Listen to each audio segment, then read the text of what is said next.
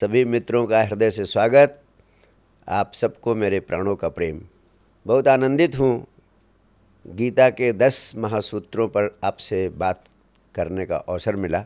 वास्तव में मेरा मानना है कि अगर ये 10 महासूत्र आपके प्राणों में उतर जाएं, इनकी समझ आपके भीतर पैदा हो जाए तो आपका पूरा का पूरा जीवन बदल सकता है और गीता माता की आत्मा आपके जीवन का अनिवार्य अंग बन सकती है। आपसे हृदय खोलकर कहना चाहता हूँ, आज हम तीसरे सूत्र की बात करेंगे। तीसरा सूत्र गीता के कर्म योग, ज्ञान योग और भक्ति योग से संबंधित है। कर्म, ज्ञान, भक्ति, 3 मार्गों की भगवान कृष्ण ने अद्भुत चर्चा की है और बड़े दुर्भाग्य का विषय है कि इन 3 मार्गों को समझने में ही मनुष्यता चूकती जा रही है, जिसके कारण ये तीनों मार्ग सहायक होने के बजाय तीनों ही मार्ग मनुष्य के जीवन को लक्ष्य की उपलब्धि की दिशा में, आत्म साक्षात्कार की दिशा में उपयोगी और सहयोगी बनने के बजाय बाधक बन गए। इसलिए द ग्रेटेस्ट सीक्रेट, वह महान रहस्य जो कर्म योग, ज्ञान योग, भक्ति योग से संबंधित है, आज उसको उजागर करना चाहूँगा इस सत्र के माध्यम से। वास्तव में हजारों साल से 3 मार्गों की चर्चा होती रही है मनुष्यता के इतिहास में। गीता, कुरान, बाइबल, ज़िंदा-व्यवस्था, तोरा, जितने धर्म पैदा हुए हैं सब इन 3 मार्गों में समाहित हो जाते हैं। लेकिन आप हैरान होंगे जानकर कि इन तीनों मार्गों के महत्वपूर्ण होने का कारण क्या है। इसका कारण ये नहीं कि ये तीनों मार्ग वास्तव में मार्ग हैं, वास्तव में सहायक हैं, वास्तव में उपयोगी हैं। ये महत्वपूर्ण इसलिए हैं क्योंकि मनुष्य का मन 3 परतों में बटा है। मनुष्य के मन की सबसे पहली परत है कर्म की। वो कर्म करना चाहता है, कर्म करना उसका स्वभाव है। दूसरी परत है विचारों की। वो सोच, विचार और ज्ञान इकट्ठा करने में लगा रहता है। और मन की तीसरी परत है भावों की।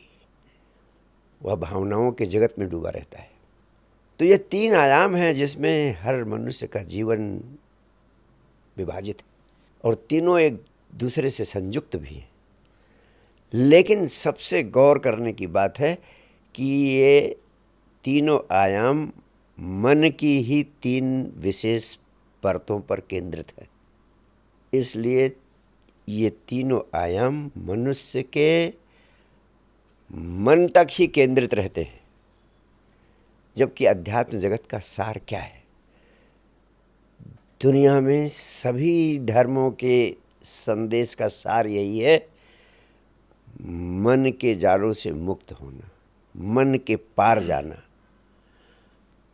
संत कबीर कहते हैं आमनी दशा को, स्टेट ऑफ नो माइंड को, या उन्मनी दशा को, यानी स्टेट ऑफ बियॉन्ड माइंड उपलब्ध हो जाना ही अध्यात्म है, धर्म है। यानी जब हम मन के जालों से मुक्त होते हैं, मन से परे पहुंचते हैं, मन के बियॉन्ड पहुंचते हैं, तब हम पहली बार आत्मा का स्पर्श करते, तब हमारा आत्मा में प्रवेश हो सकता है। जब तक हम मन के तल पर ही उलझे हैं, तब तक हम आत्मा में प्रवेश नहीं कर सकते। इसलिए अगर ये तीनों कर्म योग, ज्ञान योग, भक्ति योग, जो हमारे मन की 3 परतें हैं, हम इन तीनों में ही उलझे रहते हैं, तो हम आत्मा में कभी प्रवेश नहीं कर सकते। तो कैसे कर्म का मार्ग, ज्ञान का मार्ग, भक्ति का मार्ग वास्तव में मार्ग बन सकता है? कैसे भगवान कृष्ण के प्राणों का संदेश जो आज से 5000 साल पहले दिया गया आपके जीवन का अंग बन सकता है? इस ग्रेटेस्ट सीक्रेट को आज मैं आपके हृदय तक पहुंचाने की चेष्टा करूंगा। एक एक करके हम एक मार्ग को लेते हैं। कर्म मार्ग का सार है कि मनुष्य कर्म किए बिना नहीं रह सकता। मनुष्य जहाँ भी होगा, जैसे भी होगा, कुछ ना कुछ करना चाहेगा, करना उसका स्वभाव होता है। मैंने देखा है यात्राओं को करते समय, चाहे ट्रेन में चाहे प्लेन में, लोग एक एक अखबार को 3 बार 4 बार 5 बार पढ़ते रहते हैं। कुछ करने को नहीं है तो उसी अखबार को बार बार पढ़ रहे हैं। कुछ करने को नहीं है तो मैंने देखा एक आदमी अकेले ताश खेल रहा है। एक बार मुरारी लाल एक बस में यात्रा कर रहे थे, बगल में एक सुंदर युवती बैठी हुई थी। वो मौका देख देख कर युवती की तरफ देखते रहते थे।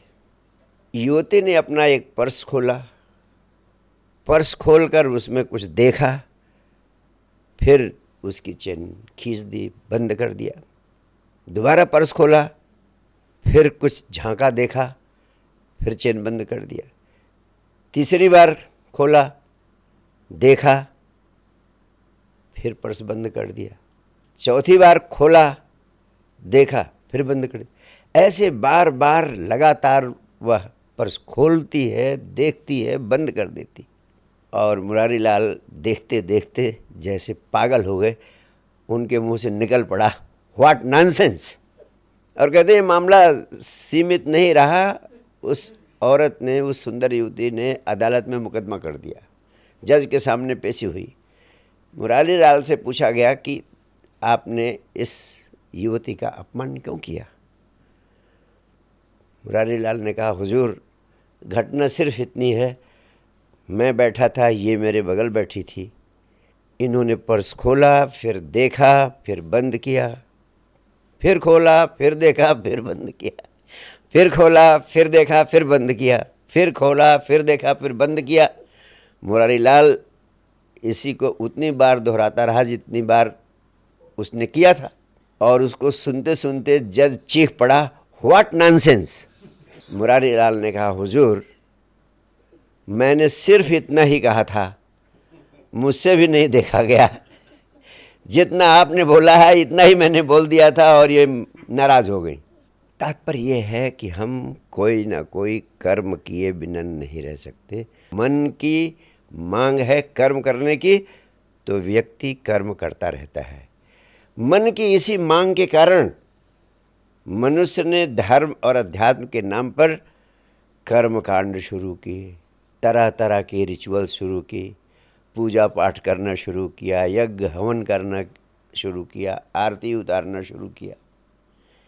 ये मनुष्य के मन की मांग के परिणाम स्वरूप तरह तरह के कर्म कांड हमने शुरू किए।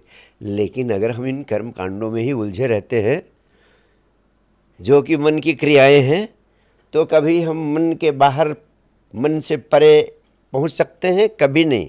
और जब तक हम मन से परे नहीं जाते हैं, मन के पार नहीं जाते हैं, बियॉन्ड माइंड नहीं जाते हैं, तब तक हम आत्मा में प्रवेश नहीं कर सकते हैं। और आत्मा में प्रवेश करना ही सत्य को, शांति को, आनंद को, स्वयं को, परमात्मा को उपलब्ध करना। इसलिए कर्म का मार्ग कोई मार्ग नहीं है, एक भटकाव है, एक भ्रम है, एक बंधन है, एक बाधा है, मन के जाल में उलझे रहने जैसा है, उससे मुक्त होना नहीं है। अब हम दूसरे आयाम को लेते हैं, ज्ञान मार्ग। ज्ञान मार्ग विचारों से संबंधित है। मन की दूसरी परत और गहरी परत है विचारों की। मन, जो लोग कर्म नहीं करते हैं, कर्म में नहीं उलझे रहते हैं, उनको सोच विचार का मार्ग दे देता है कि अब तुम कुछ सोचो, कुछ विचारो, कुछ चिंतन करो। तो जो बुद्धि प्रधान लोग हैं वह सोच विचार में लगे रहते हैं, चिंतन मनन में लगे रहते हैं। यही कारण है कि वेद पैदा हुए, शास्त्र पैदा हुए, गुरु हुए, ज्ञानी हुए, तरह तरह के ग्रंथ हुए, और इन सब लोगों ने ज्ञान की जुगाली करना शुरू कर दिया। और यहाँ के विचार, वहाँ के विचार, तरह तरह के विचार अपने भीतर संग्रहित करने में लग गए। और इन विचारों को संग्रहित करने में ही लोग स्वयं को ज्ञानी मान लेते हैं और सोचते हैं कि हमने गीता से, कुरान से, बाइबल से या अन्य धर्म ग्रंथों से जो ज्ञान प्राप्त कर लिया है उसी से हमें आत्मा का, परमात्मा का, परम आनंद का बोध उपलब्ध हो जाएगा। लेकिन यह कैसे संभव है? ये विचार करना, सोच विचार करना, ये भी तो मन की ही दूसरी गहरी परत है। अगर आप इसी ज्ञान में डुबकी लगाते रहते हैं शास्त्रों के, ग्रंथों के, तो इसका मतलब सिर्फ मन के जालों में ही उलझे हैं, और जब तक मन के जालों में उलझे हैं तब तक आत्मा में आपका प्रवेश नहीं हो सकता। ज्ञानी जन कहते हैं कि कर्म करने से कुछ नहीं होगा, चिंतन करने से, सोच विचार करने से, बुद्धि का उपयोग करने से संभव होगा। तो वह सत्य के संबंध में, आत्मा के संबंध में, परमात्मा के संबंध में विचार विमर्श करते हैं, चिंतन करते हैं। लेकिन सत्य तो अज्ञात है, आत्मा तो अज्ञात है, परमात्मा भी अज्ञात है। जो अज्ञात है उसका आप कभी सोच विचार करके कुछ ज्ञान कैसे प्राप्त कर सकते? अज्ञात तक पहुंचने के लिए कोई सोच विचार का रास्ता संभव ही नहीं है। जैसे मैं आपसे कहूं, टिम्बकटू के बारे में कुछ सोच विचार करिए, कुछ चिंतन करिए और टिम्बकटू के बारे में मुझे ज्ञान दीजिए। आप कहेंगे हम टिम्बकटू तो कभी गए ही नहीं, कभी जानते ही नहीं। कितना भी आप बुद्धि का, दिमाग का उपयोग करें, टिम्बकटू के बारे में आप कुछ नहीं सोच सकते, क्योंकि वो पूरी तरह अज्ञात है। मैं आपसे कहूँ रमाला के बारे में कुछ बताइए, आप कहेंगे हमने तो रमाला के बारे में कुछ सुना ही नहीं आज तक। मैं कहूँ आपसे कि आप बुद्धि का प्रयोग करें, कुछ सोच विचार करें, कुछ सत्य का अन्वेषण करें अपनी बुद्धि के द्वारा, और बताएं तो कितना भी सोच विचार करें आप रमाला के बारे में कुछ नहीं बता सकते हैं। ऐसे सिर्फ सोच विचार करके आप सत्य के बारे में, आत्मा के बारे में, परमात्मा के बारे में कुछ नहीं बता सकते हैं। इसलिए अगर आप कितना भी ज्ञान की जुगाली करते रहें, कितना भी आत्मा परमात्मा के बारे में सोच विचार करते रहें, आप कभी मन की सीमाओं के बाहर नहीं जा सकेंगे और आत्मा में आपका प्रवेश नहीं हो सकेगा। इसलिए ज्ञान मार्ग भी मार्ग नहीं, सिर्फ भटकाव है, सिर्फ भ्रम है। और तीसरा मार्ग है भक्ति का मार्ग। भक्ति के मार्ग पर कहते हैं कि बुद्धि से संभव नहीं है, कर्म करने से संभव नहीं है, भाव से संभव है। और भाव इस मन की सबसे गहरी परत है। ये केंद्रीय शक्ति है, भाव की शक्ति। निस्संदेह भाव में बड़ी शक्ति है। मनोविज्ञान और विज्ञान इस सत्य को स्वीकार कर चुका है कि जैसा करते हैं भाव, वैसा वैसा बनते जाते हैं आप। तो भाव में इतनी शक्ति है कि अगर आप भाव कर लें किसी भी चीज़ का, तो उस चीज़ को पाने में, उस अवस्था को उपलब्ध होने में आप सरलता से सक्षम हो सकते हैं। लेकिन यहाँ पर यह जान लेना ज़रूरी है कि भाव उपयोगी है इस भौतिक जीवन में, तरह तरह के संबंधों को बनाए रखने में, तरह तरह के संबंधों को विकसित करने में, तरह तरह के संबंधों का उपयोग करने में। लेकिन भाव के जगत में जीकर आप कभी सत्य को नहीं प्राप्त कर सकते हैं। कहते हैं भाव भी चूंकि मन की ही एक परत है और सूक्ष्मतम परत है, सूक्ष्मतम शक्ति है, आप इस शक्ति का उपयोग करके भौतिक जीवन के सभी आयामों में बहुत सफल हो सकते हैं। लेकिन जहाँ तक इसके माध्यम से आत्मा का प्रवेश करने की बात है, वह मुश्किल ही नहीं, असंभव है। भाव का उपयोग करके सत्य को पाना, परम को पाना, स्वयं को पाना असंभव है। सत्य तक भाव नहीं पहुंचाता। क्यों? क्योंकि संत तुलसीदास ने भी कहा, जाकी रही भावना जैसी, प्रभु मूरति देखी तिन तैसी। यानी जिसकी जैसी भावना थी, जैसा जिसका भाव था, वैसा ही उसे परमात्मा की मूर्ति दिखाई पड़ी, परमात्मा की शक्ल वैसे ही दिखाई पड़ी, परमात्मा उसी रूप में दिखाई पड़ा जिस रूप में जिसने भाव किया। यानी सत्य रूप परमात्मा का नहीं दिखाई पड़ा, जो दिखाई पड़ा वो आपके भाव का ही प्रोजेक्शन था, आपके भाव का ही प्रक्षेपण था। जो आपने सोचा, जो आपने भाव किया, वैसा ही आपको दिखाई पड़ने लगा। एक राम का भक्त उस भाव करेगा तो धनुर्धारी व्यक्ति ही परमात्मा के रूप में उससे दिखाई पड़ेगा। कृष्ण का भक्त होगा तो एक बांसुरी बजाने वाला कृष्ण ही उसे भाव के जगत में दिखाई पड़ेगा। कोई ईसा मसीह का, ईसाई धर्म का अनुयायी होगा, अगर वो परमात्मा का भाव करेगा तो सूली पर लटके हुए ईसा मसीह ही उसे दिखाई पड़ेंगे। यानी सत्य नहीं दिखाई पड़ेगा, जैसा कर लिया भाव आपने, वो भाव ही प्रक्षेपित होगा, वही दिखाई पड़ेगा। इस प्रकार भाव का जगत, भक्ति का मार्ग भी सिर्फ भाव का जगत आपको उपलब्ध करा सकता है, आत्मा को नहीं उपलब्ध करा सकता, सत्य को उपलब्ध नहीं करा सकता, परम आनंद और परमात्मा को उपलब्ध नहीं करा सकता। निष्कर्ष में मैं यही कहना चाहूँगा कि कर्म, ज्ञान, भक्ति तीनों उपयोगी हैं भौतिक जीवन को जीने के लिए, लेकिन इनसे सत्य मिल जाएगा, आत्मा मिल जाएगी, परमात्मा मिल जाएगी, ये असंभव है। वास्तव में अस्तित्व रूपी वृक्ष की शाखाएं हैं तीनों, लेकिन जो इस वृक्ष की आत्मा है, जड़, वहाँ पहुँचने के लिए इन तीनों को छोड़ना पड़ेगा। इन तीनों शाखाओं से उतरे बिना आप जीवन के केंद्र आत्मा में प्रवेश नहीं कर पाएंगे।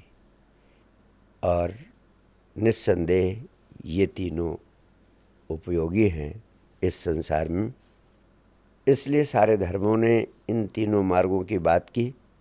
लेकिन जब भी हम किसी रास्ते की बात करते हैं, तभी रास्ते की बात करते हैं जब हमें कहीं और जाना होता है, जब हमारी मंजिल कहीं दूर होती है, जब हमें आत्मा तक जाना है, स्वयं तक जाना है। और जिन्होंने जाना, कृष्ण जैसे लोगों ने कहा परमात्मा ही तुम्हारा मूल स्वभाव है, यानी तत्त्वमसि, तुम वही हो, अहम ब्रह्मास्मि, मैं वही हूँ। जिसने जाना उसने सत्य को कहा कि सत्य तो तुम्हारा मूल स्वरूप है, परम आनंद तुम्हारा मूल स्वरूप है। और मूल स्वरूप को पा लेना ही आत्मा को पा लेना है, परमात्मा को पा लेना है। यानी अपने मूल स्वरूप को पाने के लिए, अपनी आत्मा को पाने के लिए तुम्हें स्वयं अपने भीतर ही तो जाना है। तो यात्रा कहीं करनी ही नहीं है, आप जहाँ हैं वहीं रहना है। मार्ग तो तब उपयोगी होगा जब आपको कहीं और जाना हो, कहीं दूर जाना हो। जब आपको भीतर ही जाना है तो सारी यात्रा छोड़नी पड़ेगी। आपको सिर्फ ठहर जाने की कला सीखनी होगी, और सिर्फ ठहर जाने की कला के लिए अगर आप कर्म की यात्रा पर निकलेंगे तो दूर चले जाएंगे, अगर आप विचारों की यात्रा पर निकलेंगे तो दूर चले जाएंगे, अगर आप भाव जगत में भक्ति की यात्रा पर निकलेंगे तब भी दूर चले जाएंगे। इसलिए ठहर जाना ही एकमात्र उपाय है। इसीलिए भगवान कृष्ण अर्जुन से परम सत्य कहते हैं कि इन सबको छोड़, अब सर्वधर्मान परित्यज्य माम एकम शरणम व्रज। कर्म योग को भी छोड़, ज्ञान योग को भी छोड़, भक्ति योग को भी छोड़, सर्वधर्मान परित्यज्य, सब कुछ छोड़ दे, सारा ज्ञान भक्ति विज्ञान सब छोड़ दे, माम एकम शरणम ब्रज, यानी सब छोड़कर अहंकार मुक्त होकर सिर्फ यहीं ठहर जा। यानी जब तक तू स्वयं में नहीं ठहर सकता, जब तक तू अहंकार मुक्त होकर स्थिर नहीं हो सकता, जब तक तू किसी न किसी रास्ते पर भागता रहेगा, तब तक तू पहुंच नहीं पाएगा। सारांश ये है, ये तीनों मार्ग तब तक व्यर्थ हैं जब तक तुम इन मार्गों का उपयोग ठहरने के लिए न कर सको, क्योंकि आपका जीवन इन तीन तलों पर चलता रहता है। आप अगर हैं तो इन तीनों तलों पर आपका जीवन संचालित रहेगा ही रहेगा, इसे अवॉइड नहीं किया जा सकता। कर्म का तल, विचारों का तल, भावनाओं का तल, तो इन पर तीनों तलों पर आपको चलते रहना ही पड़ता है। तो अगर आप चलते रहेंगे तो आप पहुँचेंगे नहीं, क्योंकि पहुँचना आपको स्वयं के भीतर है। तो कैसे ये तीनों मार्ग उपयोगी हो सकते हैं, यही इन तीनों मार्गों का सबसे बड़ा राज है, सबसे बड़ा रहस्य है, सबसे बड़ा सीक्रेट है। इन तीनों मार्गों का उपयोग करने की विधि क्या है? इसका उपाय एक ही है, तीनों के प्रति साक्षी हो जाना। जब आप तीनों के प्रति साक्षी हो जाते हैं, तब ये तीनों मार्ग भटकाते नहीं हैं, आप इनके माध्यम से स्वयं के भीतर स्थित हो जाते हैं। ये विज्ञान है, ये बात समझ लेने की है। अब प्रश्न उठता है कि तीनों के प्रति साक्षी होने की विधि क्या है? तीनों के प्रति साक्षी होने की विधि का सार है, तीनों के साथ ध्यान जोड़ दीजिए। हम जब कहते हैं कर्म का मार्ग, तो कर्म के साथ अगर आप ध्यान जोड़ देते हैं तो कर्म योग बन जाता है। विचारों के साथ जब आप ध्यान जोड़ देते हैं तो ज्ञान योग बन जाता है। भावों के साथ आप ध्यान जोड़ देते हैं तो भक्ति योग बन जाता है। यानी ध्यान महाऔषधि है। अब इस महाऔषधि को गटकने के लिए तीन माध्यम हैं। एक कर्म का माध्यम है, दूसरा विचारों का माध्यम है, तीसरा भावनाओं का माध्यम है। तो जैसे वैद्य आपको औषधि देता है तो कहता है इस औषधि को ले लेना, इसे दूध के साथ ले लेना, या इसे पानी के साथ ले लेना, या इसे शहद के साथ ले लेना। तो कर्म, ज्ञान, भक्ति तीनों ध्यान रूपी महाऔषधि को गटकने के माध्यम हैं, उपाय हैं, विधियाँ। और सबसे बड़े दुर्भाग्य की बात है कि लोग ध्यान को भूल जाते हैं और कर्म, ज्ञान, भक्ति के चक्कर में उलझ जाते हैं, इसीलिए कहीं पहुंच नहीं पाते हैं। इसलिए इस राज को समझ लेना बहुत बड़ी उपलब्धि होगी। आज यह क्षण ही आपके जीवन में गहन रूपांतरण का क्षण हो सकता है और खेल खेल में आपकी ज़िंदगी को पूरी तरह बदल सकता है। अब मैं एक एक को समझाऊं कि कैसे कर्म के साथ ध्यान जोड़ने पर कर्मयोग बनता है। भगवान कृष्ण गीता में कहते हैं, कर्मण्येवाधिकारस्ते माँ फलेषु कदाचन माँ कर्म फल हेतुर्भुर्मा ते संगस्त्वा कर्मणि। यानी फलाकांक्षा रहित कर्म, कामना रहित कर्म, निष्काम कर्म, जिसकी मैंने पिछले सत्र में विस्तार से व्याख्या की थी, वो फलाकांक्षा रहित कर्म आपको उपलब्ध हो सकता है। कब, कैसे उपलब्ध हो सकता है, वो विज्ञान यहाँ समझने की ज़रूरत है। जब आप कर्म के साथ ध्यान जोड़ देते हैं, यानी जो कर्म करते हैं आप, सारी चेतना, सारी ऊर्जा उस कर्म में लगा देते हैं। अन्य किसी और आपकी ऊर्जा जाती ही नहीं, फल की आकांक्षा की ओर आपकी ऊर्जा जाती ही नहीं। तो जब कर्म में पूरी ऊर्जा लग जाती है, जब कर्म ही ध्यान बन जाता है, तब फलाकांक्षा रहित निष्काम कर्म पैदा होता है और वह कर्म कर्म योग बन जाता है। ज्ञान योग को लेते हैं। ज्ञान योग में ज्ञान निर्मित होता है विचारों से। विचारों के समूह को कहते हैं ज्ञान। तो जब हम विचारों के साथ ध्यान जोड़ते हैं तब ज्ञान योग बनता है। यानी ज्ञान प्राप्त करने का अर्थ क्या होता है? ज्ञान प्राप्त करने का अर्थ सूचनाओं का संग्रह करना नहीं होता है। ज्ञान योग का अर्थ है मैं कौन हूं इसको जान लेना। अध्यात्म जगत का एक ही प्रश्न है, मैं कौन हूं?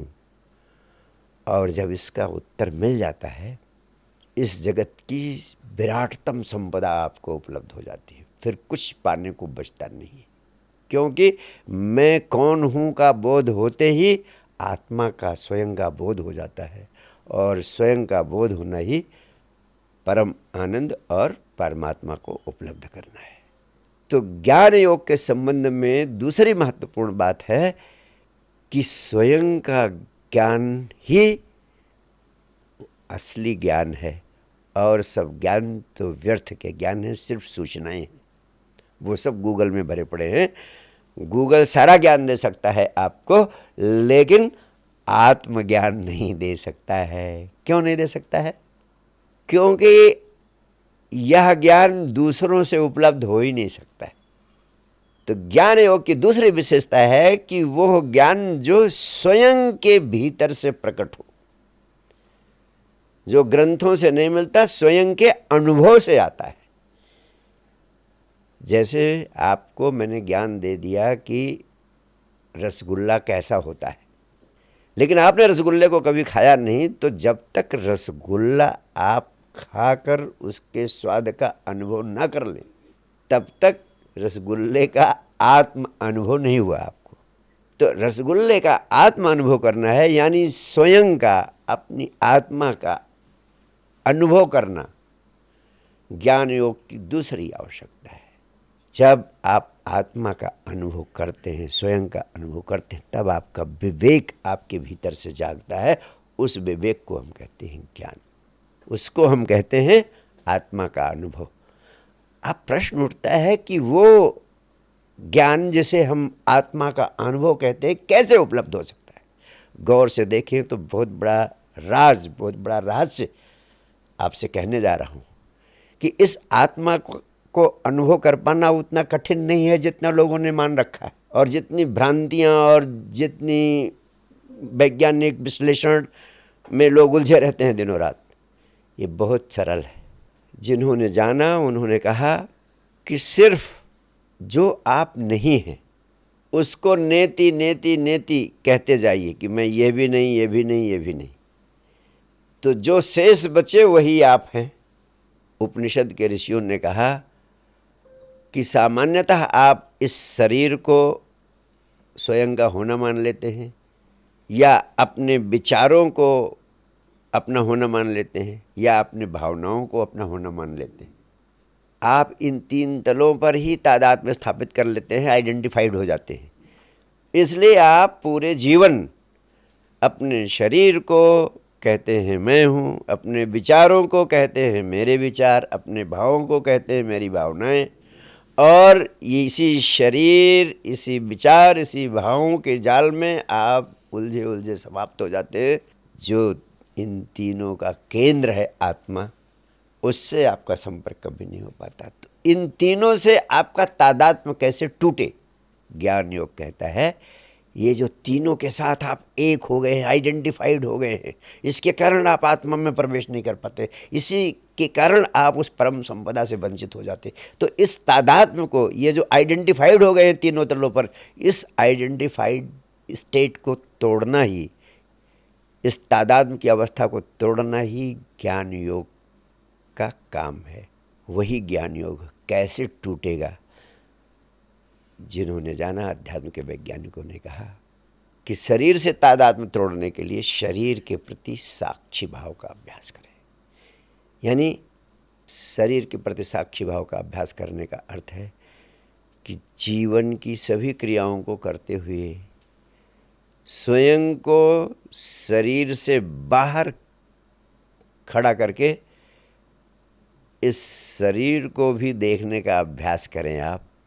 तो ये अभ्यास अगर आप रोज़ रोज़ करेंगे तो आपको पता चलेगा कि ये शरीर अलग है, आप अलग हैं। और इसीलिए भगवान बुद्ध विपस्सना के माध्यम से आपसे कहते थे आप बैठें और आँख बंद करके आप 1 घंटे बैठें और शरीर की संवेदनाओं को देखते रहें, देखते रहें, देखते रहें। सिर्फ नख से लेकर शिख तक शरीर में जो संवेदनाएं उठती हैं, जो सेंसेशंस उठते हैं, उनको देखते रहें। 21 दिन के अभ्यास के बाद आपको पता चलेगा कि शरीर में खुजली होगी, खुजलाने का मन करेगा और आप कुछ करेंगे नहीं, सिर्फ उसे 21 दिन तक लगातार देखते रहेंगे तो पता चलेगा कि कुछ दिन बाद खुजलाहट उठेगी और आपको पता चलेगा कि ये खुजलाहट आपके शरीर में उठ रही, आपको नहीं उठ रही, आप अलग हो उससे। तो शरीर से अलग होने का भाव स्वतः जाग जाएगा। इसीलिए भगवान बुद्ध कोई उपदेश नहीं देते थे, कहते थे तुम बैठो और विपस्सना का अभ्यास करो। पहली प्रतीति तुम्हें क्या होगी कि शरीर में क्रियाएं होंगी, आप दूर से उन्हें देखते रहोगे, स्क्रैच करने का मन होगा, लेकिन आपको लगेगा कि अब मुझे ये शरीर को इसकी आवश्यकता हो रही, मुझे नहीं।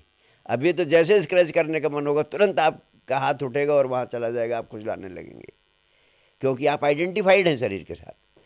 तो इस आइडेंटिफिकेशन को तोड़ने के लिए भगवान बुद्ध कहते थे विपस्सना का अभ्यास करो।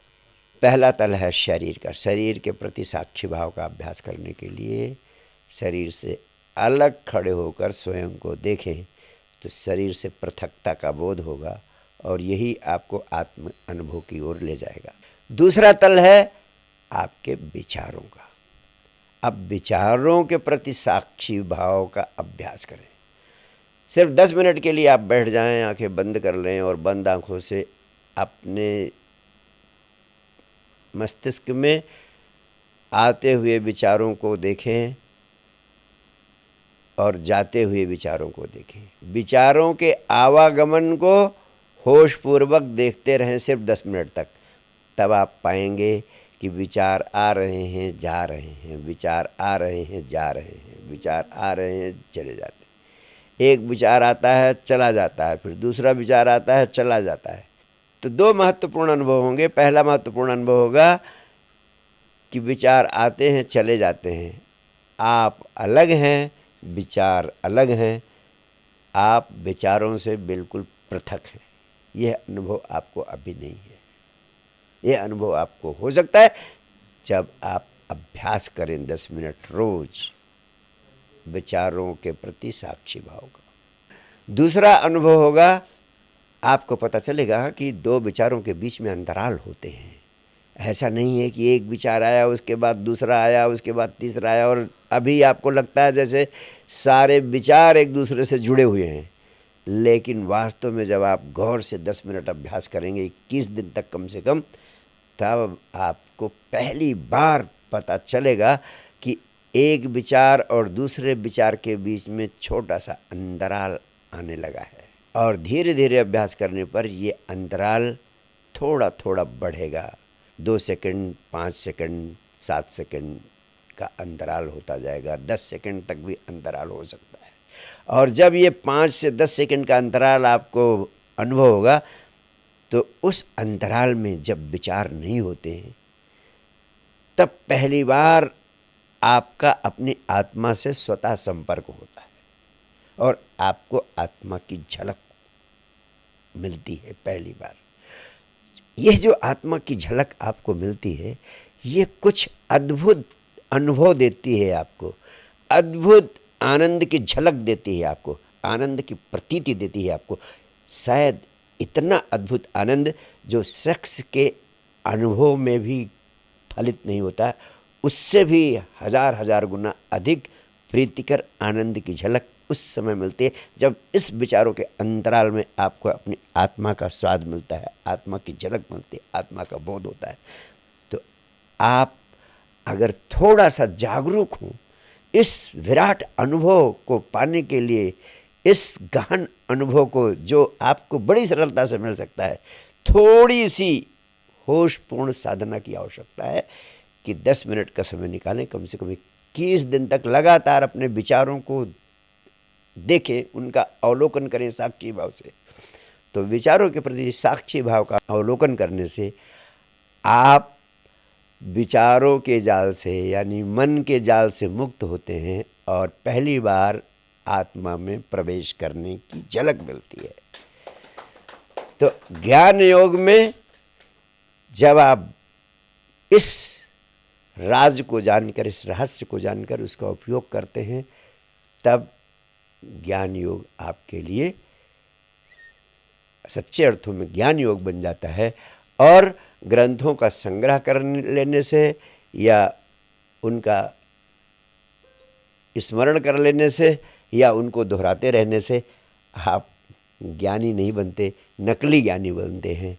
असली ज्ञान योग वही है जो आपको आत्मा की झलक दे, जो आपको मन के जालों से मुक्त करे, जो आपको अमनी दशा, उन्मनी दशा, स्टेट ऑफ नो माइंड को उपलब्ध कराए।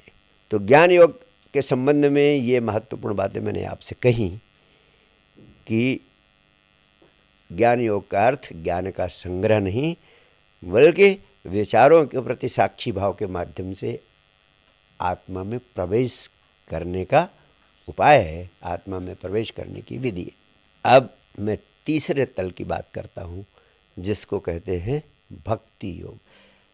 भक्ति योग क्या है? भक्ति योग का प्राण है प्रेम। किसी के प्रति भाव होता है, प्रेम का भाव होता है। बिना प्रेम के भक्ति नहीं हो सकती। अगर कोई भगवान की भक्ति करता है इसका मतलब भगवान के प्रति प्रेम हो गया है। तो पहली बात तो भगवान के प्रति प्रेम तभी हो सकता है जब आपको कभी इस जगत के प्रेम का अनुभव हो। जिसको इस जगत के प्रेम का ही अनुभव नहीं है उसको परमात्मा के प्रेम का अनुभव कैसे हो सकता है, कहाँ से हो सकता है? जिसको आपने जाना नहीं, जिसको आपने कभी पहचाना नहीं, जिससे आपका कभी मिलन नहीं हुआ है, उससे आप कैसे प्रेम कर सकते हैं? जैसे मैं कहूँ मिस रोमिता को प्रेम करो, वो न्यूयॉर्क में रहती है, अगर मिस रोमिता से गहन प्रेम हो गया आपको तो परम आनंद के रूप में साक्षात परमात्मा ही प्रकट हो जाएगा। तो कर पाओगे आप? कभी नहीं कर पाओगे। ऐसे मैं कहूँ कृष्ण से प्रेम करो या शिव से प्रेम करो, कहाँ से कर लोगे आप? आप कहोगे अरे कृष्ण को ज़रा सा देख तो लूँ, जान तो लूँ, रोमिता को ज़रा सा देख तो लूँ, उसकी शक्ल तो देख लूँ, उसका सूरत तो देख लूँ, उसकी तरंगे तो देख लूँ। तो भक्ति का प्राण है प्रेम। अगर आपको कभी किसी से प्रेम हुआ हो तो आप पाएंगे जिसको आप प्रेम करते हैं वो प्रेमी ज़्यादा महत्वपूर्ण हो जाता है और 24 घंटे आपको उसी की सुध लगी रहती है। अपनी सुध भूल जाती है, उसी की सुध लगी रहती है, अपना कोई ख्याल नहीं रहता। जिससे प्रेम हो गया उसी में चेतना बार बार लगी रहती है। यानी जब प्रेम के साथ ध्यान जोड़ देते तब आप विसर्जित होने लगते हैं। जिसको आप प्रेम करते हैं सारी ऊर्जा, सारी चेतना, सारा ध्यान उस पर केंद्रित होने लगता है।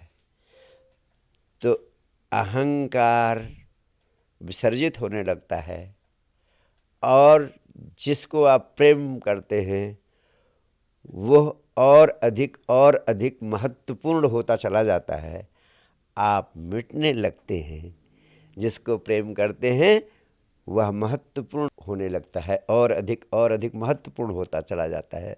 और जब वो पूरी तरह महत्वपूर्ण हो जाता है, जब प्रेम पराकाष्ठा पर पहुंचता है तो तुम पूरी तरह मिट जाते हो। और जब तुम पूरी तरह मिटते हो उस अहंकार विसर्जन की अवस्था में परम आनंद प्रकट होता है वो परम आनंद परमात्मा के रूप में प्रकट होता है। वही परम आनंद परमात्मा को प्रकट कर देता है, सत्य को प्रकट कर देता है, शांति को प्रकट कर देता है, आत्मा को।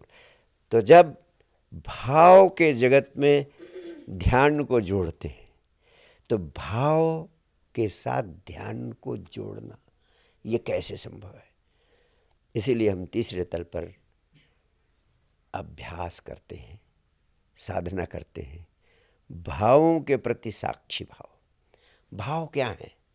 आपके भीतर तरह तरह के भाव होते हैं, जैसे क्रोध का भाव, ईर्ष्या का भाव, प्रेम का भाव, करुणा का भाव। ये जो भाव हैं आपके, इन भावों के प्रति साक्षी भाव का अभ्यास करें, तब भाव के जगत में आप ध्यान को जोड़ पाएंगे, तभी सच्चे अर्थों में प्रेम प्रकट होगा। भाव के साथ ध्यान के अभ्यास का अर्थ क्या है? जैसे मैं एक ऐसे भाव को लेता हूँ जो सबके जीवन में दिन में 10-5 बार जरूर प्रकट होता है। उस भाव को कहते हैं क्रोध का भाव। तो क्रोध के प्रति साक्षी भाव का अभ्यास करें। जब क्रोध आए तो सिर्फ होशपूर्ण हो जाए। साक्षी क्रोध के साथ ध्यान जोड़ने का अर्थ है जब क्रोध आए तो होशपूर्ण हो जाए और सिर्फ इस सत्य के प्रति होशपूर्ण रहें कि अब क्रोध आपके भीतर उठ रहा है। सिर्फ जब क्रोध आपको पकड़े इतना होशपूर्ण हो जाए, सिर्फ 3 बार अपने मन के भीतर भीतर ही कहें एंगर एंगर एंगर। जैसे ही आप क्रोध पर ध्यान दे देते हैं, आप पाते हैं कि क्रोध विसर्जित हो गया। यानी जब आप भाव के प्रति होशपूर्ण हो जाते हैं, उस अवस्था में आप पहली बार जागते हैं। और जब आप जागते हैं, जब आप होशपूर्ण होते हैं, तब आप मन के जाल से मुक्त होते हैं। मन ही आपका वो तत्व है जो आपको जागने नहीं देता। वो हमेशा उलझाए रखता है, वो हमेशा सुलाए रखता है। आप जागते हुए भी सोए हुए हैं, आंखें खुली हैं, काम कर रहे हैं, लेकिन मन इतना उलझाए हुए है कर्म, विचार या भावनाओं के जगत में कि आप होशपूर्ण नहीं हैं। तो जब भाव के प्रति आप होशपूर्ण होने लगते हैं, तब आपका जागरण और सघन होता है। शरीर के प्रति आप होशपूर्ण होते हैं, तब भी आप जागते हैं। लेकिन और गहरे जागरण होता है जब आप विचारों के प्रति साक्षी भाव का अभ्यास करते हैं, जब विचारों को देखने में सक्षम हो जाते हैं आप। और अधिक आपका जागरण सघन होता है जब आप भावों के प्रति भी जागने में सफल हो जाते हैं। जैसे क्रोध आए और आप होशपूर्ण रह सकें, तो क्रोध उड़ जाएगा, आपको पकड़ नहीं पाएगा। तो होश को जागने का उपाय है कर्म योग, ज्ञान योग, भक्ति योग। और तीनों में आप सफल तभी हो सकते हैं जब तीनों के साथ ध्यान को जोड़ देते हैं। जैसा मैंने कहा, ध्यान औषधि है और कर्म, ज्ञान, भक्ति इसको गटकने के उपाय है। अब प्रश्न उठता है कि 21वीं सदी के व्यक्ति के लिए कौन सा उपाय सर्वाधिक श्रेयस्कर है, सर्वाधिक उपयोगी है। मैं आपसे हृदय खोलकर कहना चाहता हूँ, वही उपाय बताना चाहता हूँ जिसका उपयोग मैंने किया और जिसके सीधे परिणाम मुझे उपलब्ध हुए। जैसा मैंने कहा कि कर्म, ज्ञान, भक्ति माध्यम हैं ध्यान रूपी औषधि को गटकने के। मैं आपसे कहता हूँ कि औषधि को लेने के लिए किसी माध्यम की ज़रूरत भी नहीं है। कर्म, ज्ञान, भक्ति का सहारा लिए बिना औषधि को सीधे गटक सकते हैं। और वही औषधि है जो भगवान कृष्ण अर्जुन को देते हैं। सर्वधर्मान् परित्यज्य माम एकम शरणं व्रज। यानी सब धर्मों को छोड़कर एक मेरी शरण में आ जा। मैं कहता हूँ सर्वधर्मान् परित्यज्य एकम साक्षी शरणं गच्छ। यानी सभी धर्मों को छोड़कर साक्षी भाव में जीना शुरू करो। साक्षी शरणम गच्छ मतलब साक्षी भाव में जीना शुरू करो। साक्षी भाव में जीना ही कृष्ण की चेतना को उपलब्ध करना है। साक्षी भाव में जीना ही कृष्ण की शरण में पहुंच जाना है। और ये साक्षी भाव में जीने की कला ही भगवान कृष्ण अर्जुन को उपलब्ध कराते हैं और वह उन्हें आत्मस्मरण का विज्ञान देते हैं, जो ध्यान योग का सार है। अब आप इसे समझ लें। भगवान कृष्ण अर्जुन से कहते हैं आत्मस्मरण की कला को सीख लेना ही परम ज्ञान है। आत्मस्मरण का अर्थ है अपने मूल स्वरूप का स्मरण। आपका मूल स्वरूप, जैसा मैंने कहा, परम आनंद का है। तो आपने कुछ खोया नहीं है। आपका मूल स्वरूप आपको अभी भी उपलब्ध है, सिर्फ आप उसको भूल गए हैं। आपका आप स्मरण कर लें तो उसको स्मरण करने का विज्ञान उन्होंने दिया। वही गीता का परम सार है, वही ध्यान योग का परम रसायन है। आत्मस्मरण की कला और स्वयं को स्मरण करने की कला का राज क्या है? अगर आपको कोई चीज़ भूल गई हो, याद ना आ रही हो, तो किस अवस्था में याद आती है? जैसे मैं आपसे पूछूं कि महाभारत का लेखक कौन है, आप कहेंगे बस मेरे होठ पर है, आ नहीं रहा है। और याद करने की कोशिश करें आप और याद नहीं आ रहा है। मैं आपसे पूछूं अमेरिका का प्रेसिडेंट कौन है, आप कहेंगे बस मैं रोज़ तो उसका नाम चर्चा में लेता रहता हूं, लेकिन इस समय याद नहीं आ रहा है। और 10 मिनट बाद, 20 मिनट बाद आप चाय पी रहे हैं, अखबार पढ़ रहे हैं, रिलैक्स्ड हैं, सोच भी नहीं रहे हैं प्रेसिडेंट ऑफ अमेरिका का नाम।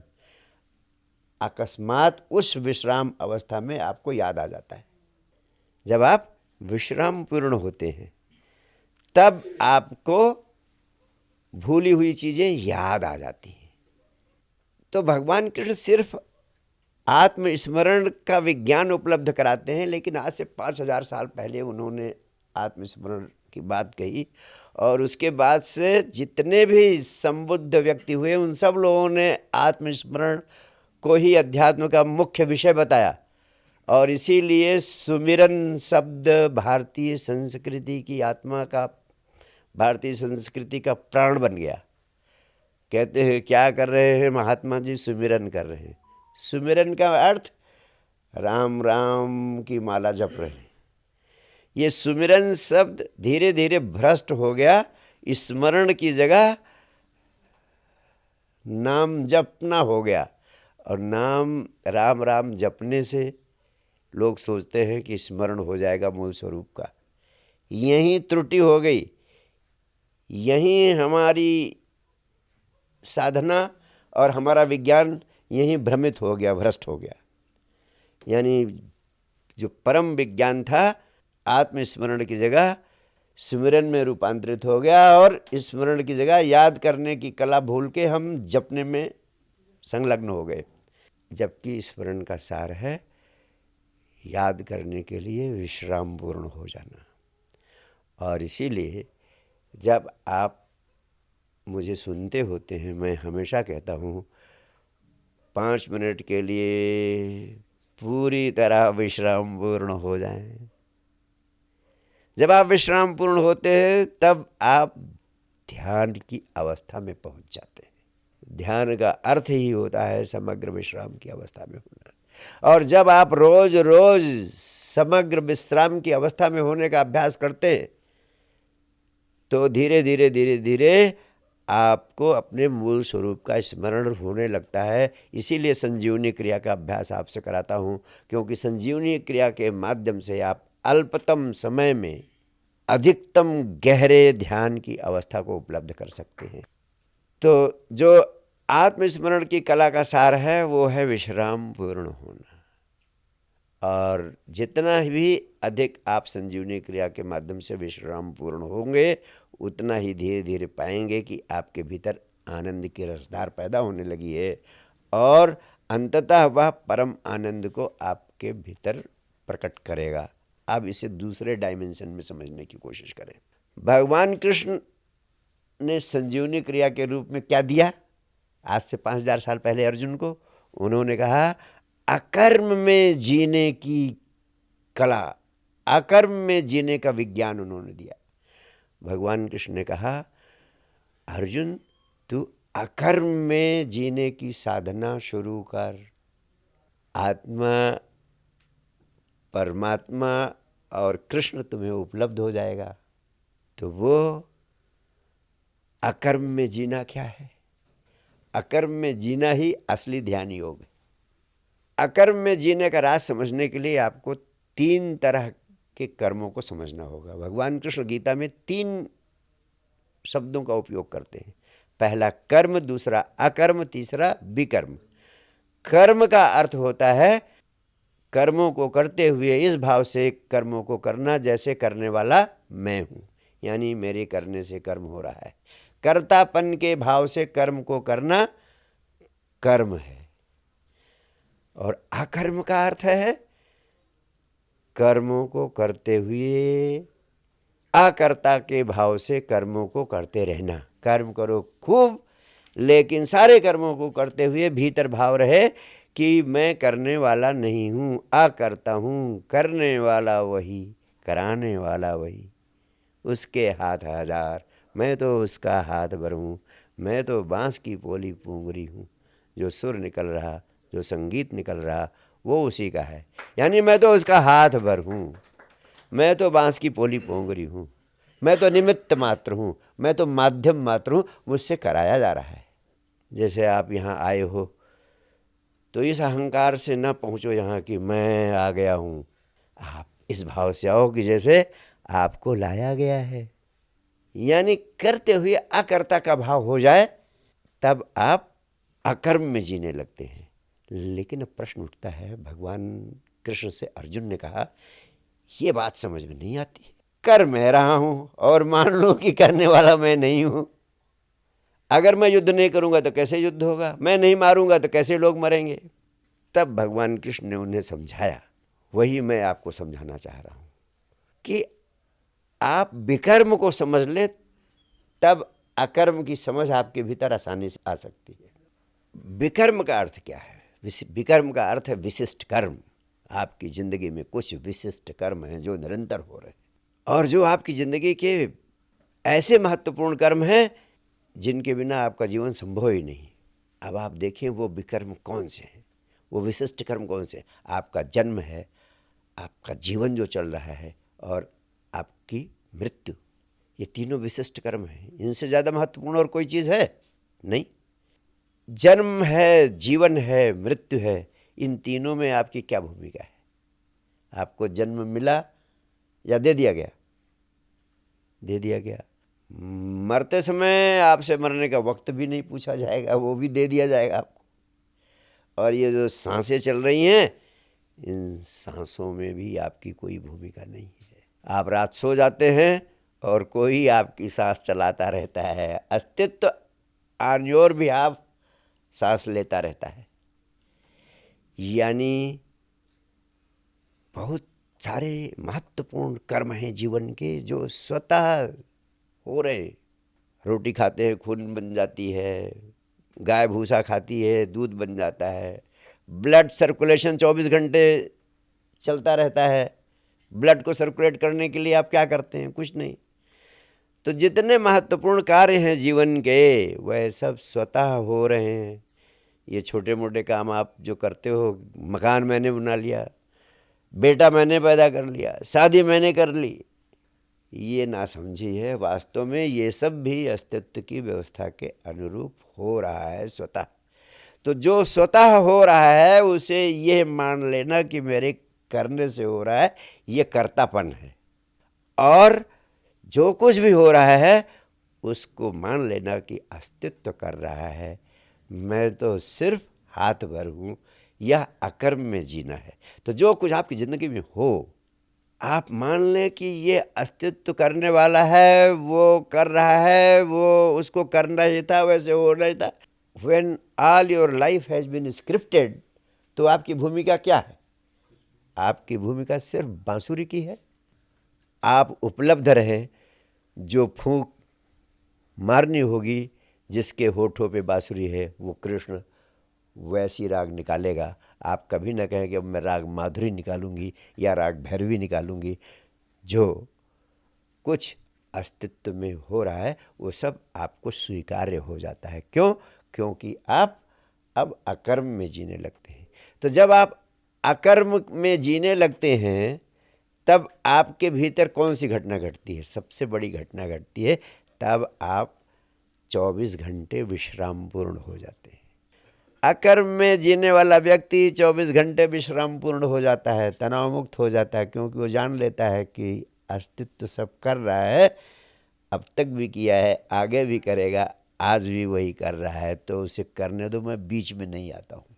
सिर्फ उपलब्ध हूँ तो सिर्फ आप उपलब्ध रहो, कर्म खूब करो, जो आपके सामने विकल्प हों उनमें होशपूर्वक सही विकल्प का चयन करो और परिणाम की चिंता छोड़ दो। अस्तित्व स्वतः कर रहा है, उसको करने दो। जब इस तरह तुम विश्रामपूर्ण अवस्था में जीने लगते हो, यानी अकर्म में जीने लगते हो, तो तुम्हारा पूरा जीवन ही ध्यान बन जाता है, पूरा जीवन। अब अलग से बैठकर कोई ध्यान करने की भी ज़रूरत नहीं रह जाती। तो भगवान कृष्ण कहते हैं अकर्म में जीना आ जाए आपको, तो फिर कर्म योग, ज्ञान योग, भक्ति योग, सबका प्राण, सबकी आत्मा आपके जीवन में प्रवेश कर जाती है। यानी आप 24 घंटे ध्यानात्मक हो जाते हो।